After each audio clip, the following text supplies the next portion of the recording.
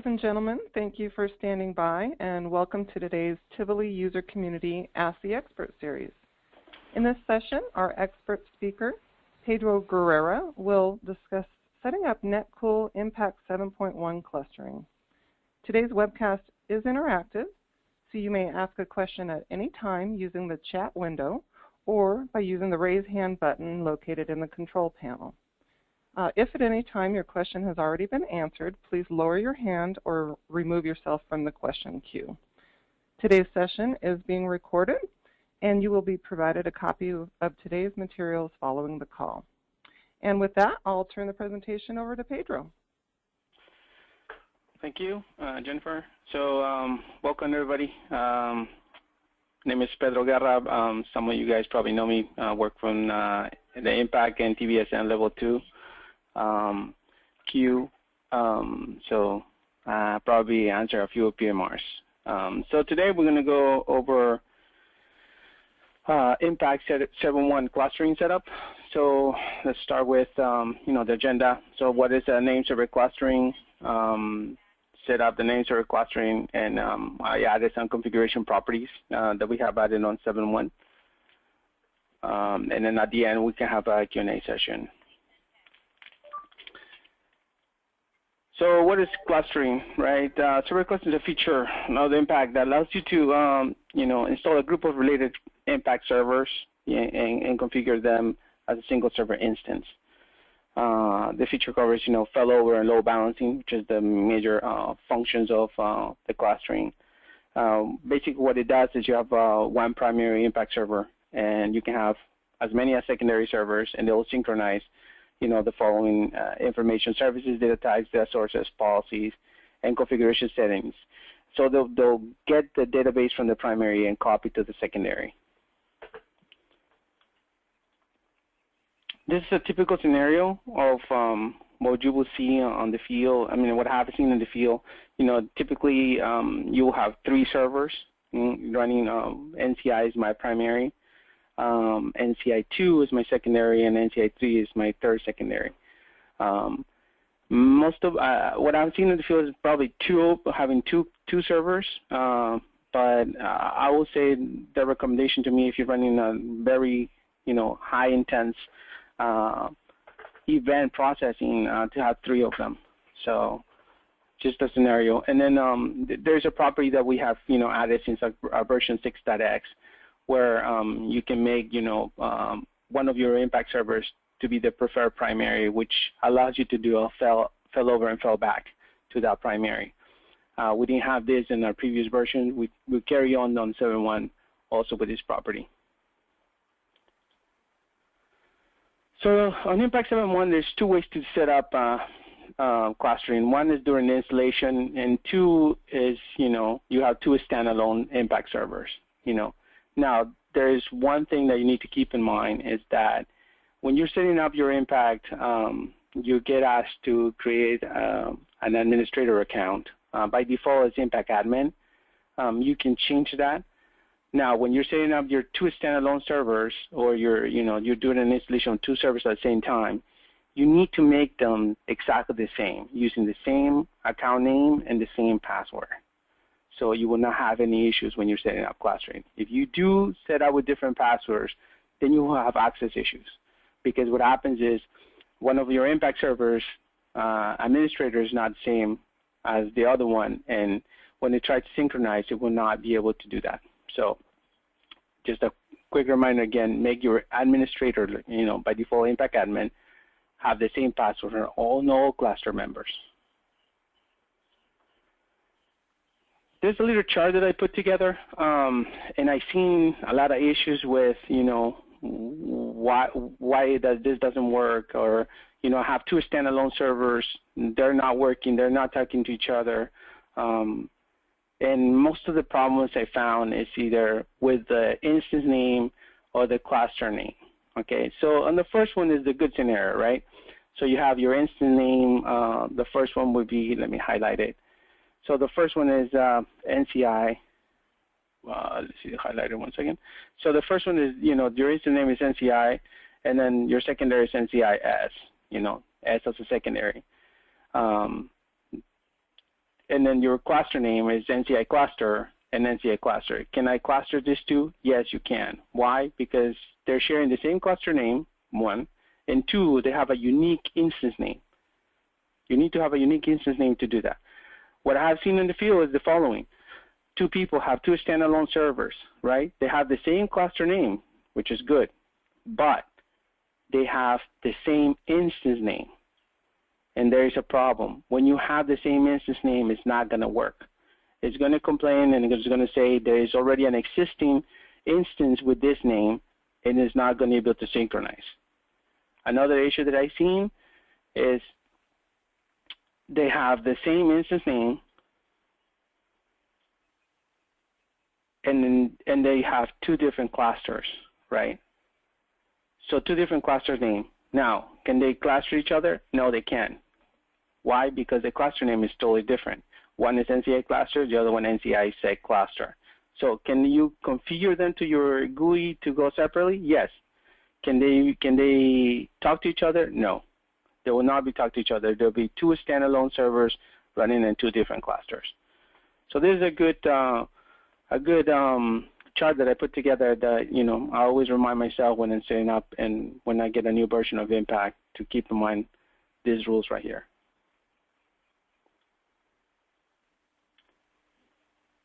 So what else would you need when you're setting up clustering, right? So you need your primary name server host and primary name server port. The same thing for your secondary servers, your name server host and name server port. So I'm giving you here an example of what I've done here in my lab, right? So the host name is the host where I'm going to install Impact. So I have my fully qualified name for my primary. Now my port, when you go through the installation of Impact, it's going to ask you for the name server.port. By default, it's 9080. Okay, you can change that during installation, but let's for this second presentation, we're going to go with 9080.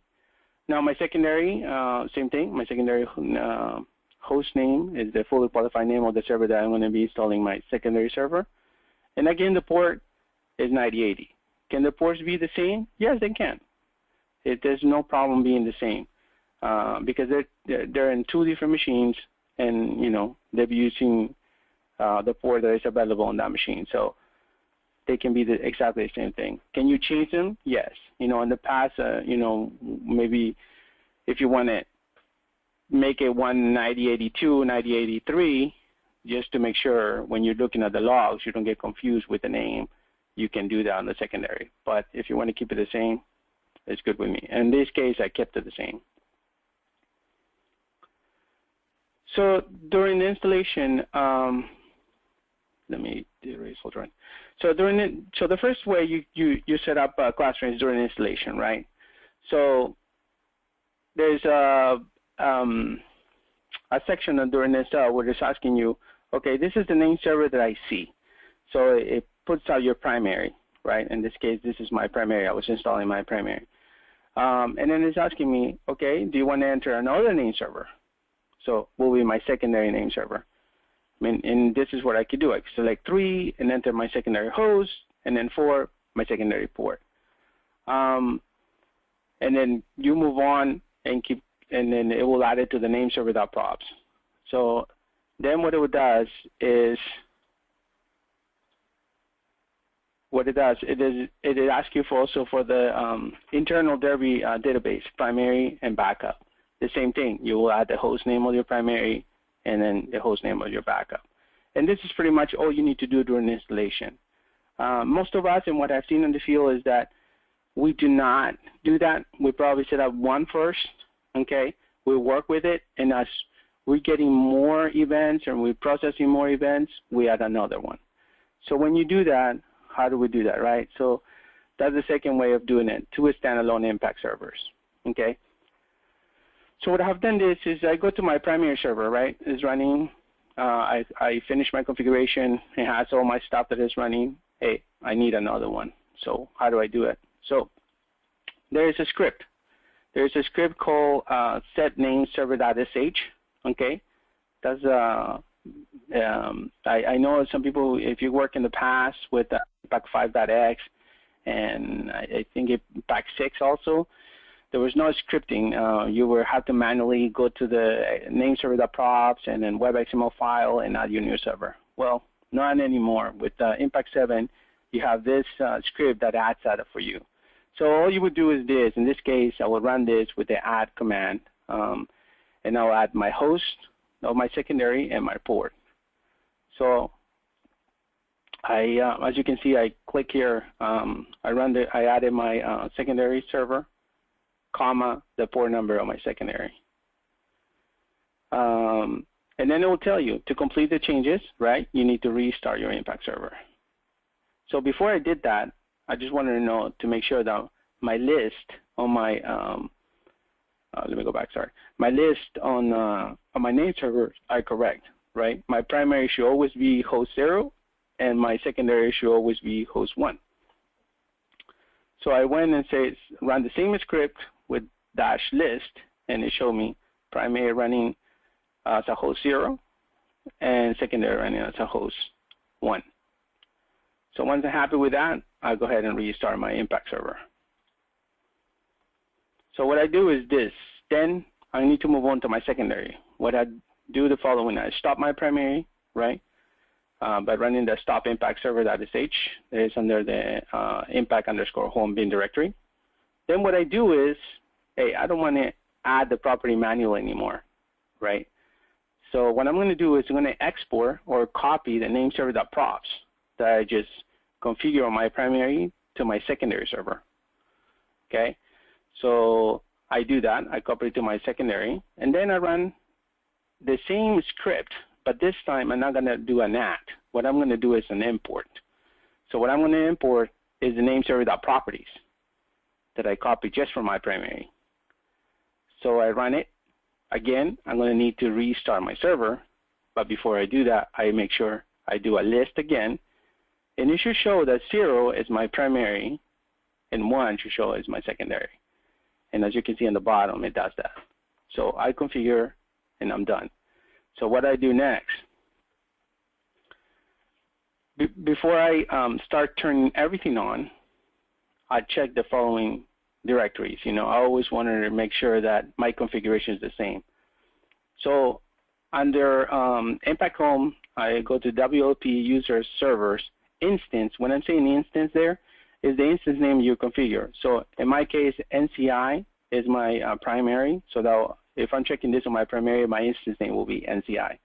Then I go ops name server.war, web.xml, web.inf, and then web.xml. So the web.xml will have the configuration exactly like this. I should have,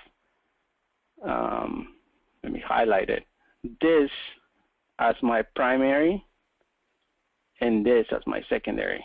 That's what I'm looking for in that web XML file. That host 0 is my primary and host 1 is my secondary. Okay?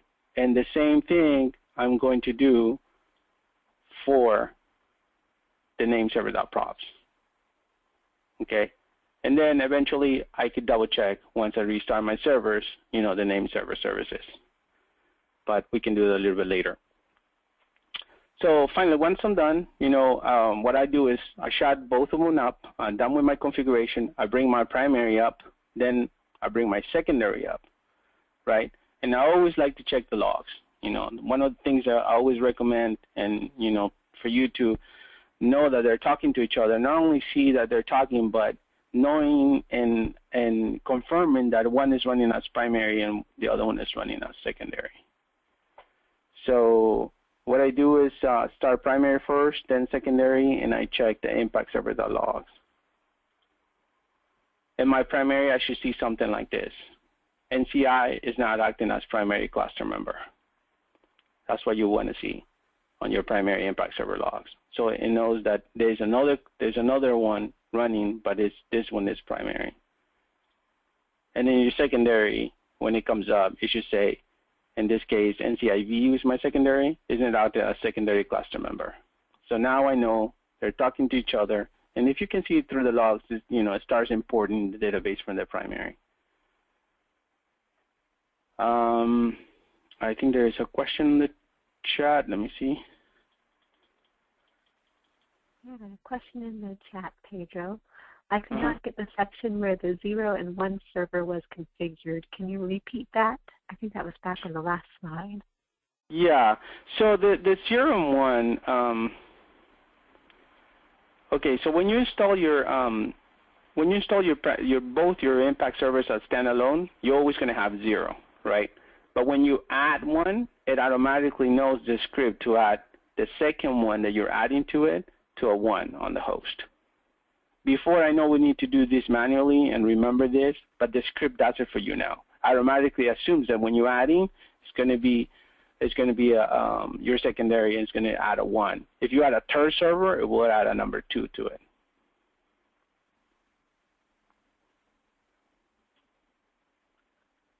So that's a good thing about the script, and that's why I like to run. Let me see where I go back. I like to run the list. There you go, here, because when you're running the list, right, it shows you what your configuration should look like. So 0 will be my primary, 1 will be my secondary. Now let's say the order is different. The script, if you do a set.name.server.sh help, it'll tell you how to modify the order also. So this script is very useful and very easy, and updates all the files that you need to update. So I would recommend using the script, not manual anymore. Hope that answered that question. Is there any other ones, Christina? Yes. Can the secondary server start before the primary? Yes, it can do that, but then at that point, your secondary will be your primary server. You know what I mean? So unless you add the property, let me go back. Unless you add this property right here. If you add this property, okay, what's going to happen is the following. So let's say you start your secondary, this server out first, right? So this is your primary. As soon as you start this one right here, what it's going to say is, oh, that is a preferred primary. So guess what? What's going to do is going to copy the database from this server to the primary, and this is going to come as primary. So this will be your primary server, and then this will become your secondary, if you have this property. If you don't have that property set up, okay, so this is what's going to happen. So you bring this up, this will be your primary. You bring this up, this will be your secondary. So the rule here is, if you don't have this property set up, whoever was up the longest will be your primary.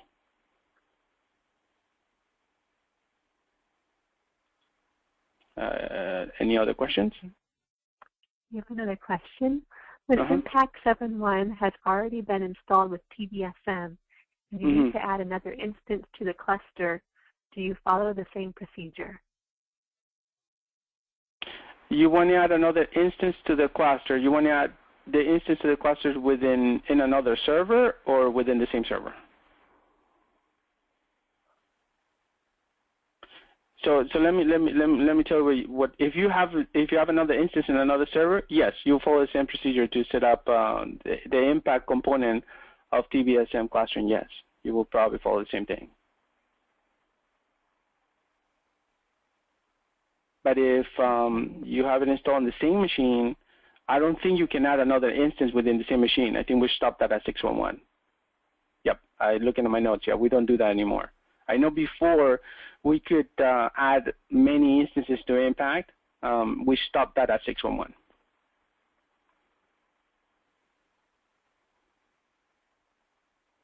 Okay. If you have any more questions, Debbie, if you could just ping the question in the chat.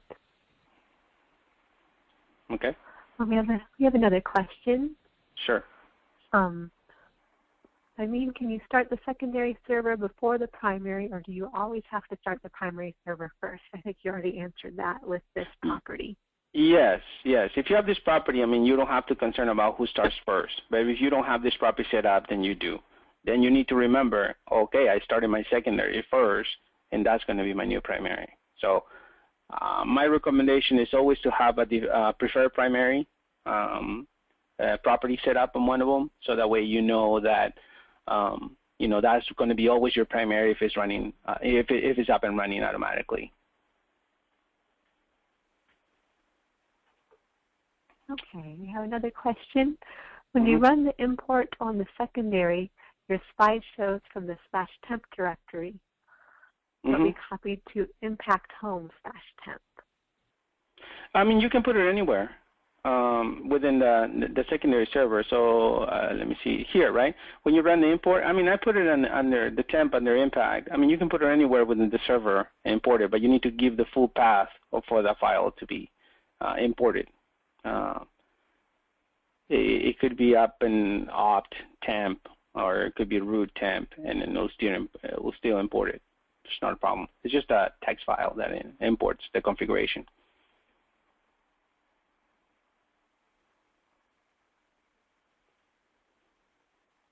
Okay, Gaurav, that does answer. Okay, so thank you. What's the advantage of a 3-server configuration over a 2-server configuration? Well, the 3-server configuration, again, it's up to you, and it's up to the load that you're getting, right? Most of them, I think like 85% the people I work with has a 2-server, unless you're running a big data center. If you're a telephone company, I've seen up to 5 on a cluster. So it tells you, it varies. My recommendation, I would say start with 2, and if you see your load getting, heavier and heavier, add another one.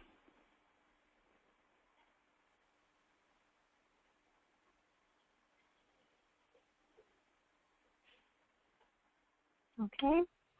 There is one question in the chat. Will this presentation be made available to the attendants?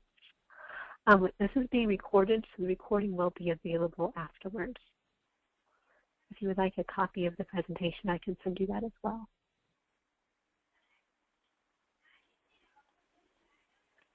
Okay.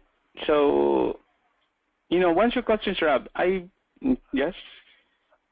Okay. So there's some configuration properties I found that are useful. They're already there by default, but I run into some cases where the network is not as stable and is not as fast as other ones, and so there's some properties there that you can modify. One of them I found is in the nameserver.props, which is the nameserver netcool timeout. So basically, the number of seconds that impact server waits for each call to register on the name server, right? This was by default 60 seconds before. Now, we did have done some testing and we modified it to 30 seconds. Now, in case you're having issues on the network and you're noticing that your impact is trying to register itself with the name server and it's not happening and you need more time, you can modify that property under the nameserver.props. You can put it back probably to 60, which we had before. Okay, so that's one of them. Another one is under the name server, the server name underscore server.props. Okay, so basically in this will be like NCI underscore server.props. So if it was my secondary, it will be NCIS or NCIV server.props. So whenever you're dealing with the server.props, you need to restart your impact server. Any changes you make to that, you need to restart for those changes to take effect. If you don't do that, the property will not work. So there are some properties there that I found that one of them is one of them, of course, let's say you have two standalone servers, you acquire the impact installations and you want to know if they're, what's the cluster name. Well, you can go to the to the server name underscore server.props. There's a property called impact.cluster.name, and then that will tell you what your cluster name is. So by default, we usually use NCI cluster, but I've seen people changing it. So if you want a cluster and then you got 2 standalone servers, that's the first thing I would check to make sure they're under the same cluster name. Okay. Another one is the next 3 properties, right? This is if you have a network that is not stable, that is either really slow or, they're running some tests and let's say over the weekend on your network that might, take a bandwidth away from impact. So what happens is the impact, the clustering, they're pinging each other the whole time to make sure they're alive, to make sure, a primary is still running, the backup is still okay, they ping each other. So There's a ping interval that property that is 6 seconds. So every 6 seconds does that, and it waits 6 seconds to ping again, and then it does it for 3 times. If it gets a response, then it's fine. Then it waits another 6 seconds and then pings again. Oh, it's still alive. So let's say, hey, I don't get a response from primary in 6 seconds. It waits 6 seconds. It executes it again another time, and executes another time, and it says, oh, primary is down. After 3 times, if it doesn't get a response from the impact from the primary, then secondary will be, okay, let me take the role of primary. Okay. So let's say you're running, like I said, a testing, or your network is flaky, or you're dealing with some issues on the network. You can change these properties. Okay. You can increase the time, and then the value of how many times you want to be paying. So again, if you make the changes on here on this on the server.props, you need to restart your impact server.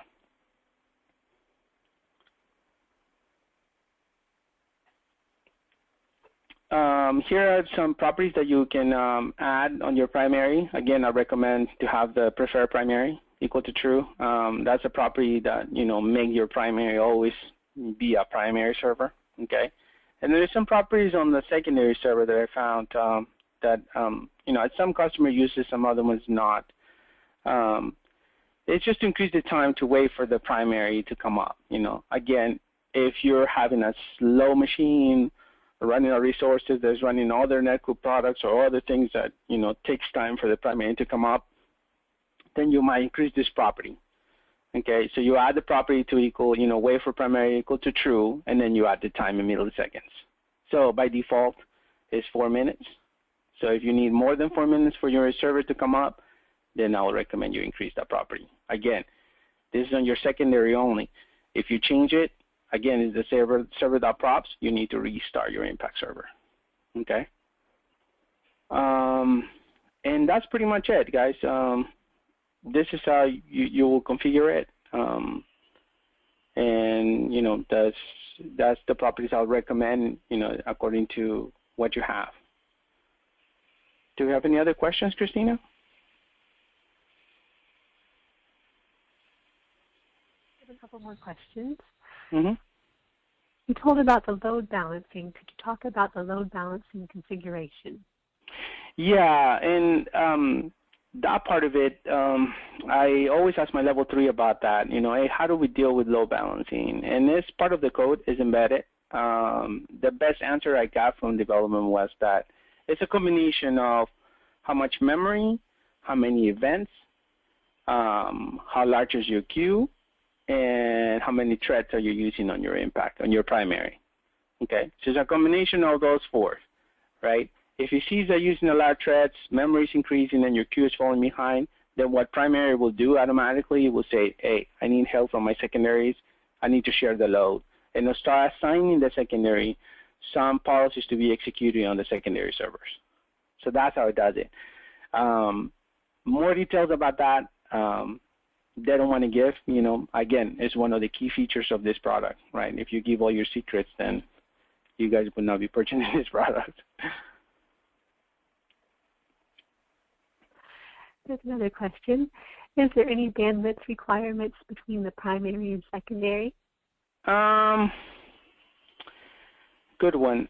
I do not know it exactly, but I could take that offline. If you would like to open a PMR and then you just put my name on it and the question, I'll be glad to ask either the test team or development about it. I haven't seen any document about the bandwidth requirement, but I could double check on that.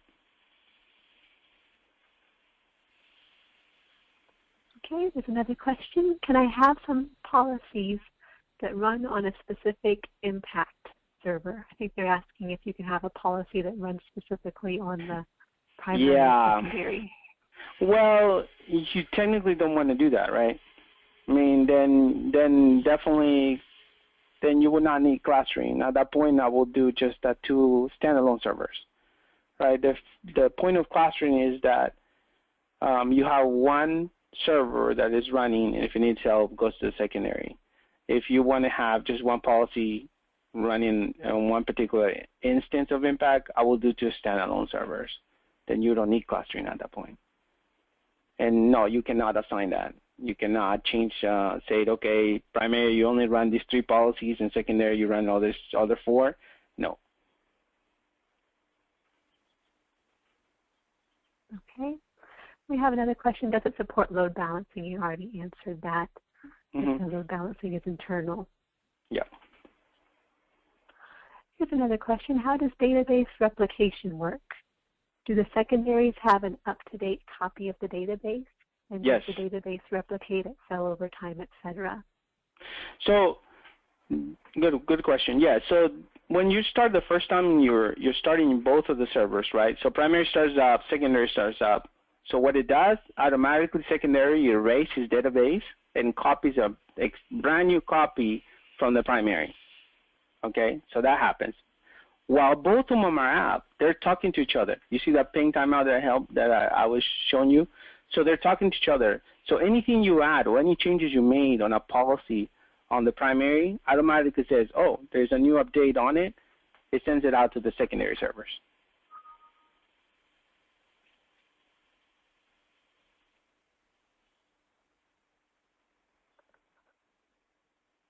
Okay, we have a hand raised from Gaurav.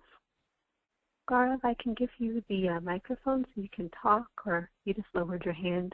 I think you already answered your question before, but if you have anything else, raise your hand again. Okay.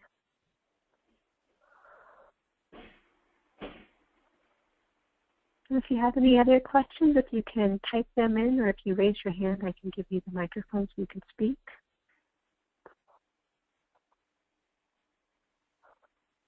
I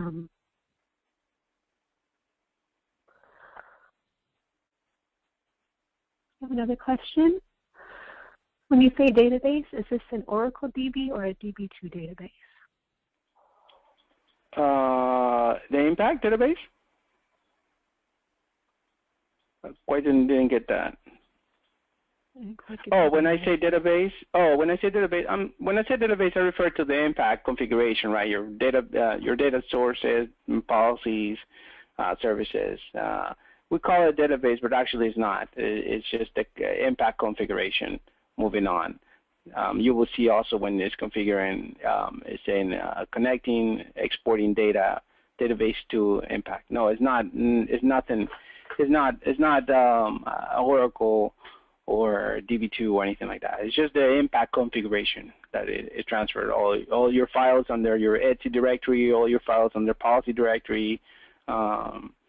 It will get copied to the other impact members. Okay, that's more clear. Is it okay to start the primary and secondary at the same time, or should you always start them in a sequence?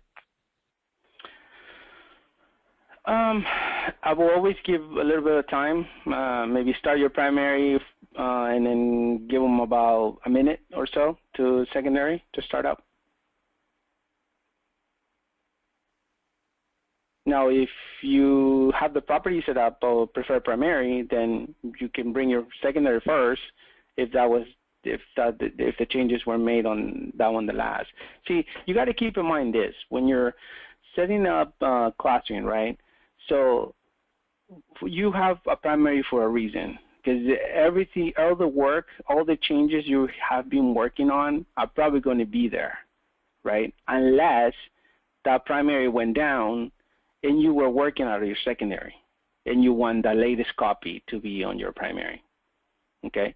But if your primary's been up and you were doing maintenance and primary has best copy, right? For some reason, let's say, didn't copy over your secondary, you pull it off your secondary for a while and you were running out of the primary only, well, you always need to bring your primary first up. Okay. Is it possible to replicate the primary server from the secondary, or do you have to manually apply some configurations after the second installation is done? Can you repeat that question? Sorry. Yes. Is it possible to replicate the primary server from the secondary? Replicate the the cluster configuration, or you want to replicate the data sources, policy, services? If you're trying to replicate the data source policy, you need to set up clustering, right? Now, if you need to replicate the configuration, means the clustering configuration, well, you do that with the name server.props by you importing the name server.props on the secondary. Okay.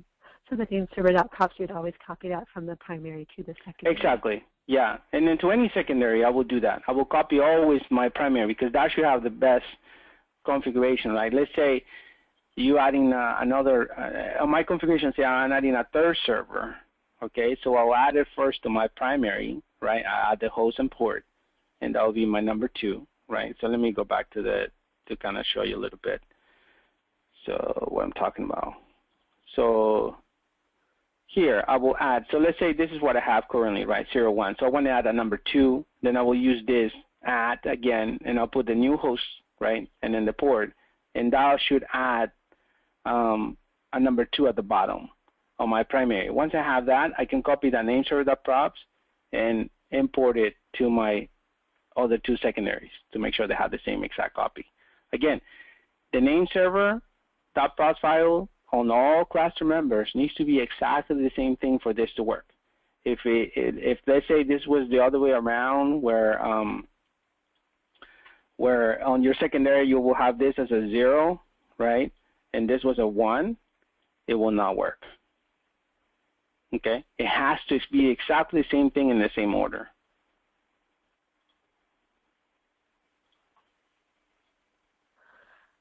How much data is sent back and forth when a secondary server is promoted or demoted? I realize that it is dependent on load, but what's the ballpark? To be honest with you, I don't have that information. I don't. I mean, when you're talking about data, you mean you're talking about the actual policy data, or are you talking about the configuration data? I mean, the actual policy, right? It will know primary and secondary. Okay, I assign this to my secondary. Before it shuts down, it clears out the queue on the secondary and make sure primary knows about that it's processing it was processed or not processed, the events that you need to process on the secondary. Because remember, they keep a copy. The event processor knows what the secondaries are processing. Mm-hmm. He was asking about the amount of data sent on the wire, so all the data sent between them. It's not actually data. It's just pretty minimum. It's all your configuration files, which is policies and data sources. Those files are pretty low. No data, just configuration between them. Remember, it's just a policy file. I mean, I haven't seen like a 1 gigabyte of a policy file size. So the configurations, the files are pretty small.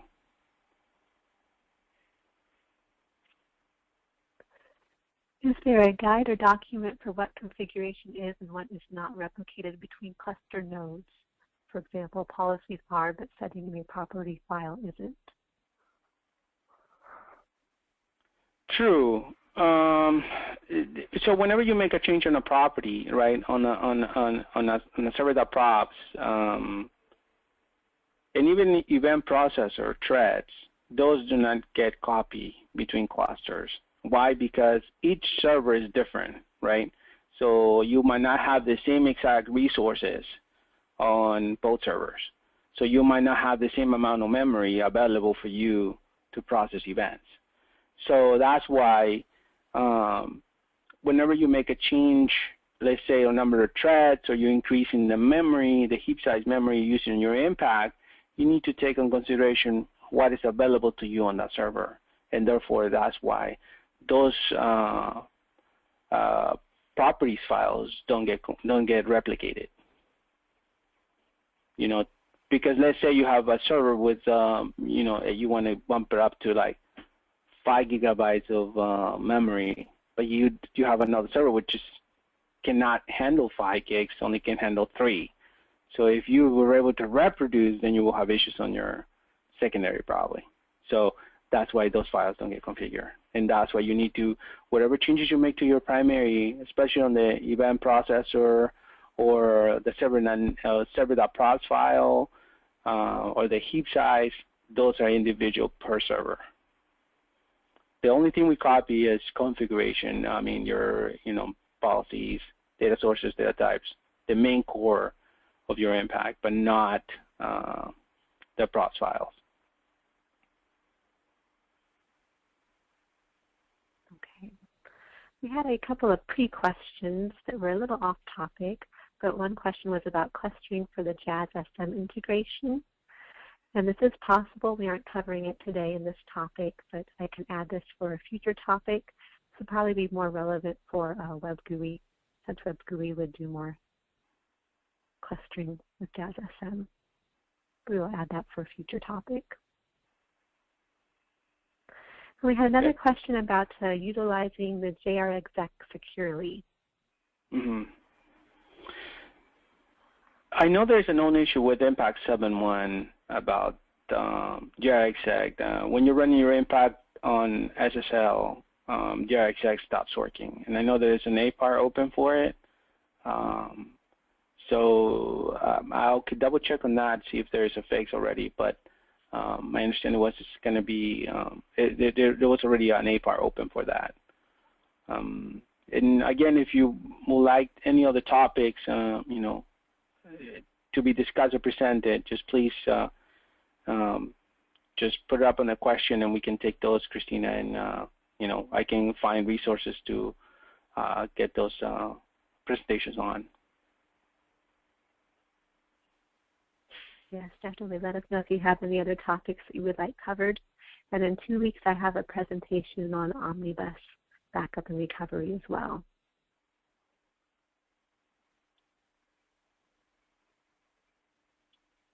Are there any more questions?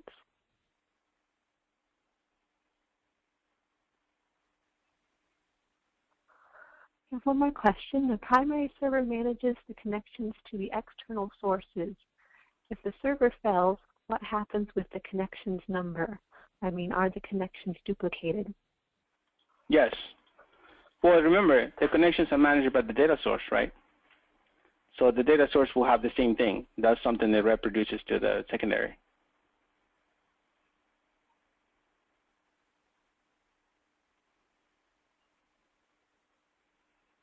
Okay. Can you please discuss the effect of impact.objectserver.fallback.enabled equals true? There's a question about the object server fallback, Pedro.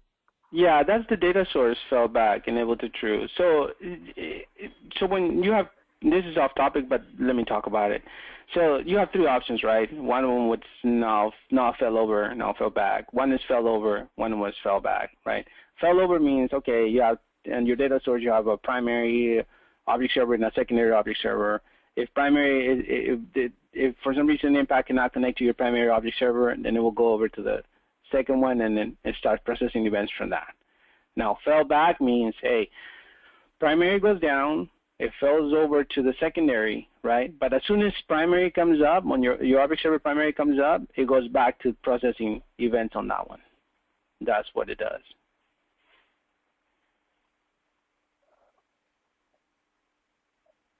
Okay, I'm putting a link for the Omnibus backup and recovery web session in the chat.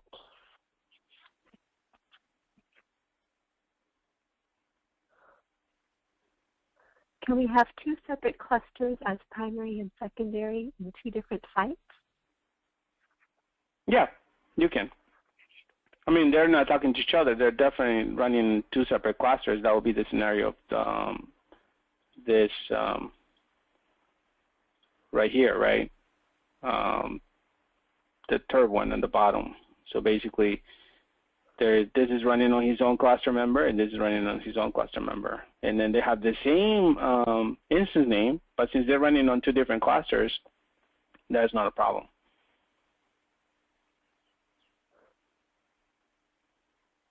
Now, you don't want to run the same policies on both of them because that would be, duplicating the work.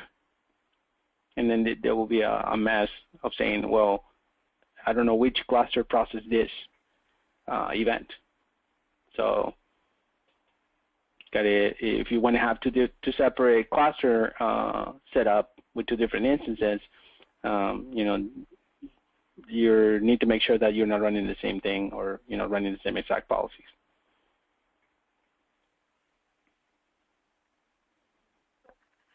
Is it possible to integrate two impact clusters in the same TIP instance?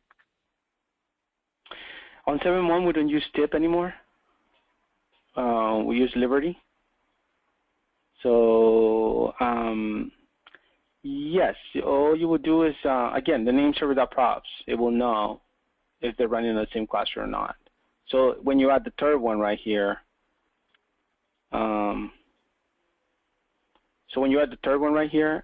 it will check to make sure it's not, if it's in a separate cluster, it will come up automatically. It knows that it's not part of the cluster. It will just bring whatever cluster names are up. So what happens is the name server registers itself, and it knows if it belongs to this cluster, if it doesn't belong to this cluster. If it's two separate clusters, then both servers will come up.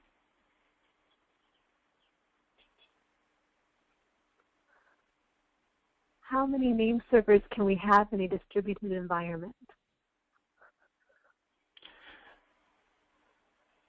I mean, the name server, when you're talking about name server, you're talking about name server, the prods file, or you're talking about the name server cluster? I mean, you can have, if you're talking about the prods files, I mean, one per server, right? If you're talking about the cluster, then you can have as many as you want. I mean, it doesn't matter. Okay.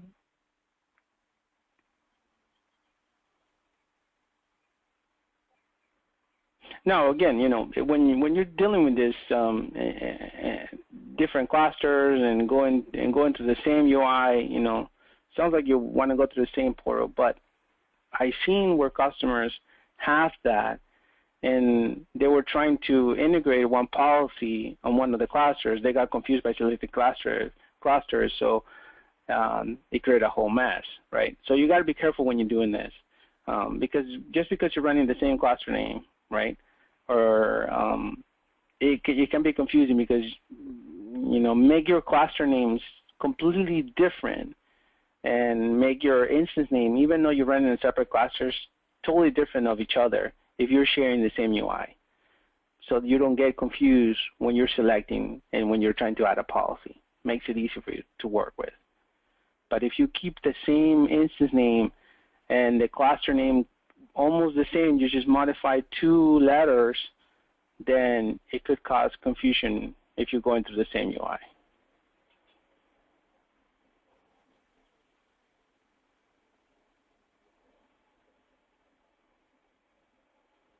Okay. I don't see any more questions. Pedro, can you check the questions? I think I lost connectivity. Sure. No, I don't, Christina. They're asking for the link of the presentation.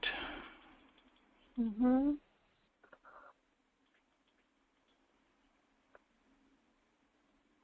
Okay. I was down to the bottom of how many name servers can we have in a distributed environment. How many impact instances can you have? It's up to you. I mean, the number is up to how many your server can handle, and your data center can handle. It's not. We don't put a limit on it. It's as many servers as you need. Okay. Here's another question. If you upgrade from 6.1 to 7.1, if you upgrade, say, your secondary, will it still be clustered with the preferred primary, which is running in 6.1.1? Yeah, there's a link of our documentation on how to upgrade cluster members. It's pretty straightforward. And then I'll recommend it. Let me see if I can find the link and paste it there. Well, actually, you know what? Send me a quick email if you don't mind, and I can send you the link for that documentation of the upgrade of clusters. Let me put my email on. Is there a way to put my email in the chat? Oh yeah, here.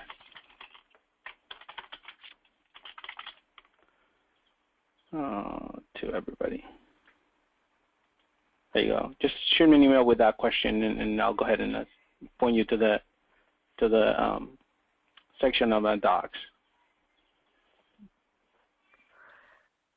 Here's another question. Is there any command to know which impact server is taking the load?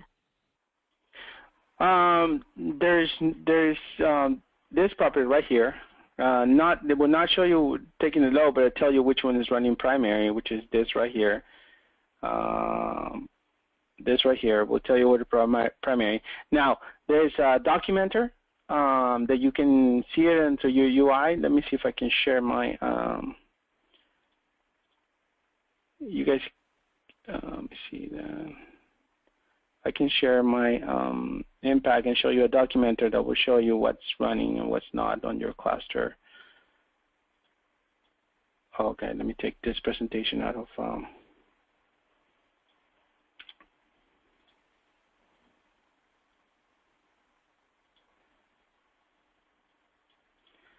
let me just escape on that. Okay, let me take this.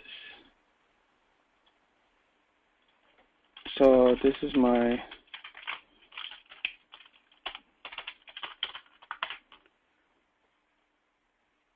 impact cluster,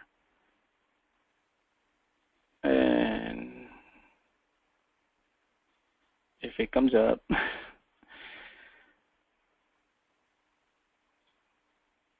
and then if you go to help right here, and there's a web documenter. The web documenter will open this page right here. And so it tells you here that this is your primary server and this is your secondary server. It tells you, you know, how much memory they're using, right? What is their queue size. So by knowing this information, you will know which one's taking a load or which one's not. So in this case, you know, I'm not running anything on this clustering. I mean, I stop all my policies. But if I did, my event processor queue probably will be larger on the primary, which will be this one right here, right? Than the bottom one. So this is a good way to find out. I don't think we have a command for it, but the web documenter is an easy way to check. And then this gives you more information on your data sources, types, you know, everything you have. So. Okay, another question. What's new in Impact 7.1 when compared to 6.1?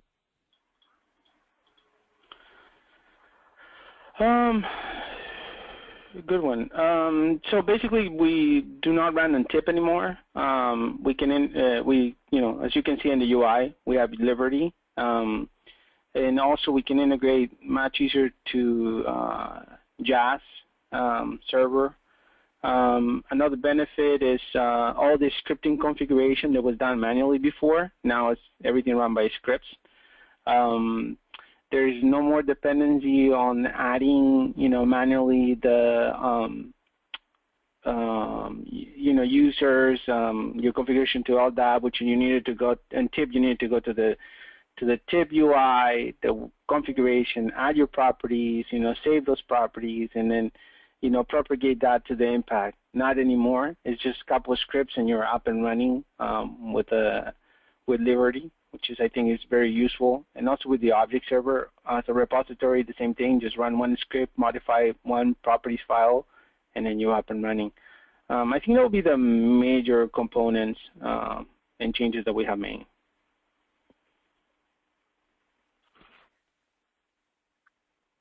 Okay, there's another question about getting the presentation. I'll put my email as well. If you want to email me or Pedro, you can get a copy of the presentation, but this is being recorded as well, and the recording will be posted on the Tivoli user group website. Another question. So the impact GUI used to show which instance you were on, does that still exist? Yeah. So let me erase this. So yeah. So for example, so if I close my documenter here, oops. Let me go back to. I'm not getting used to this tool right here. So here it shows you right here at the top. See it? So in this case, I'm running my primary only. So as you see again, if you were running two different cluster names, right? This is what I'm talking about, where you can get confused because it shows NCA cluster, which is my primary. If I have another cluster like NCI will be my instance, and then Pedro cluster, and it will show at the bottom with the IP address where the server is running. So this is where it shows what cluster is running. Primary will always come up. Secondary will only come up if primary is down.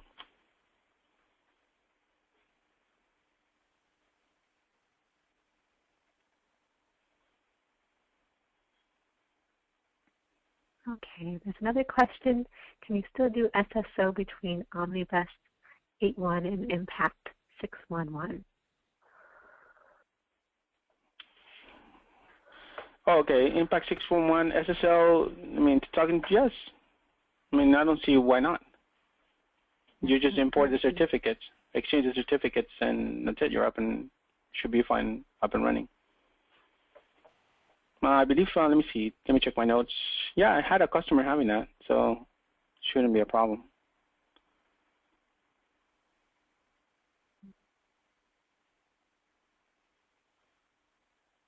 And if you do, please open up EMR.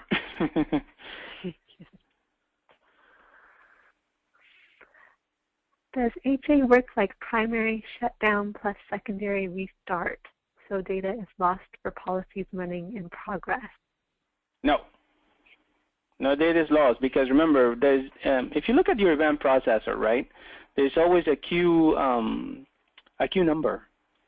So that queue number is kept by the secondary. It knows where to stop processing by the queue number, and it takes over from there. So definitely there's no data loss.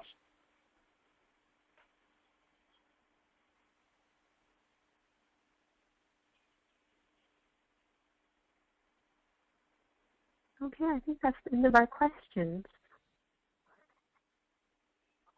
Great. That was an excellent Ask the Expert session. So thank you, ladies and gentlemen, for attending. And a special thank you to you, Pedro and Christina, for offering your time and sharing your knowledge with us. That was great. No, thank you. Thank you. Please take a few moments. Yeah, take a few moments to fill out our post-event survey. Your input is very important to us. This now concludes the conference today, and you may disconnect. Have a wonderful day. Thank you, everybody. Take care, and then until the next one. Thank you, Jennifer and Christina. Thank you. All right. Bye-bye. Thank you.